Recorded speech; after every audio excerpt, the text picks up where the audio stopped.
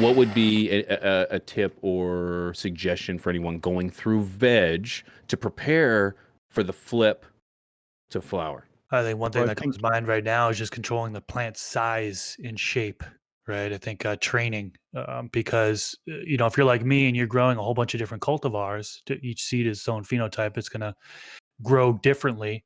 I have some seeds that just stay like some plants that stay super squat, others stretch like crazy. So like plant training is like super important in my opinion. Yeah, being able to shape the plant the way you want it, whether you want to keep it, whether you want to top the plant, stretch it out so it's wide and flat like a canopy, or maybe you're a beginner and you don't want, or you're lazy.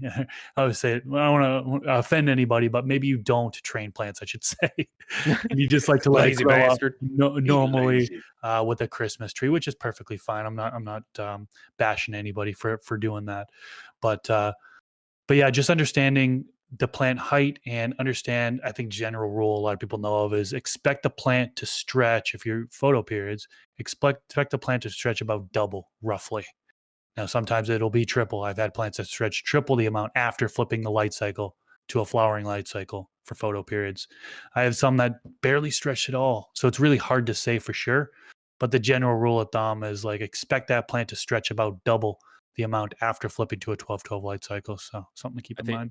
I think And that's I think really drawing it back, important. like as we're still in veg, because there is these important parts of like the the plant training and everything like that. But then there's like what kind of plant training? We got videos and audio side that you may not even seen if you're new here, but we've discussed plant training more in depth. But in this case, during that plant training, how long do you do it? What kind do you do it? And then do you take clones during that time?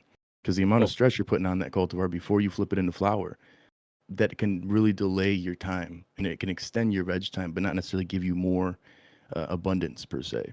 Do you guys take that in consideration before you go into flower? oh, of course, of course. There's so much preparation on your plant, and that's right. It's important that we slow down before that we get into the flowering stage, because there's a lot of preparation that goes on in training, in your training. And I'm a training guy, I guess. Other than washing my buds, I'm really known for training my plants. And one thing that I think is very important is ensuring cleanliness in your garden while you're going through the veg, and that comes with more than just washing your tent and keeping the floor clean. I'm talking cleanliness in terms of the lollipopping that you're doing to your plant. And lollipopping is just what it sounds like, removing the bottom 2/3 or third of your plant to keep it nice and clean, increase airflow, because you're really trying to decrease the chances of bugs. Because if you're not taking pests into consideration before flower, you've got a lot in store. Because why put in all this effort now when we could have prepared for bugs for flower? And training is a big part of that. And removing the foliage, I like to remove, well, not the foliage in general, but lollipopping, ensuring that the only thing that's really left on the plant is the top that's going to be taking in the light for photosynthesis, the top that's going to be increasing the size of the buds, and the bottom is just there for airflow and sturdiness. So yeah, when I'm training my plants, the biggest thing I'm keeping into consideration, aside from that stretch that Mr. Grote just talked about, is ensuring that when I go to flower, it's hands off. Right now, 3 weeks, there's the rule of thumb that you're going to still do a little bit of training for the first few weeks of flower. But generally speaking, I want to make sure that the majority of that training is done before that flip to flower, so that when I do go to flower, I'm not scrambling to remove a bunch of canopy so that I don't have bugs.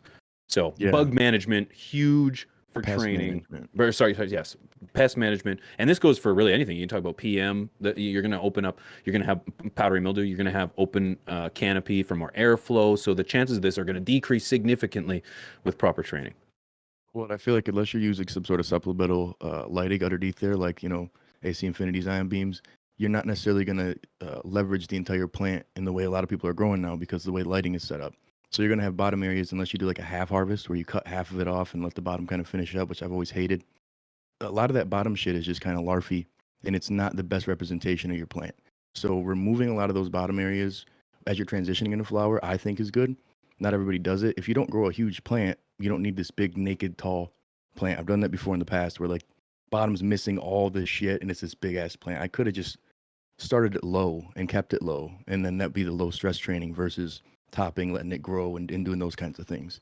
So I think learning how to train your plant, which we've all got videos on our own channels, but also over on From the Stash, to know how you're going to go about training it, that's going to be a big thing. Depends on the genetics, depends on your environment, depends on your space, and how you want to go about your harvesting even too. If you got a scrog net, just know it ain't going to be as easy as just cutting her down and going. You got to weave and work, and there's a lot of variables that come into play when you're dealing with training.